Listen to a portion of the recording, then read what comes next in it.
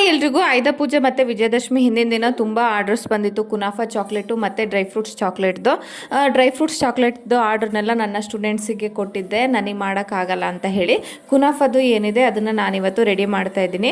ಒಟ್ಟು 20 bars order ಬಂದಿತ್ತು. 10 ಬಾರ್ಸ್ನ ನಿನ್ನೆ ಮಾಡಿ ಡಿಸ್ಪ್ಯಾಚ್ ಮಾಡಿದ್ದೆ, ಅದು ವಿಡಿಯೋ ಮಾಡ್ಕೊಳಕ್ಕಾಗಲಿಲ್ಲ ರಾತ್ರಿ ಮಾಡಿರೋದ್ರಿಂದ. ಇನ್ನು ಇದನ್ನು ಇವತ್ತು ರೆಡಿ ಮಾಡ್ತಾಯಿದ್ದೀನಿ. ಇವತ್ತೊಂದು 10 ಬಾರ್ಸು ರೆಡಿ ಮಾಡೋಕ್ಕಿದೆ. 2 ಬಾರ್ಸ್ನ ಪ್ರೊಫೆಷ್ನಲ್ ಕೊರಿಯರಲ್ಲಿ ಕಳಿಸ್ಬೇಕು, ಅವ್ರಿಗೆ ಅರ್ಜೆಂಟ್ ಇರೋದ್ರಿಂದ. ಇವತ್ತು 8 ಬಾರ್ನ ನಾವು ಪೋಸ್ಟಲ್ಲಿ ಸ್ಪೀಡ್ ಪೋಸ್ಟ್ ಮಾಡ್ತೀವಿ.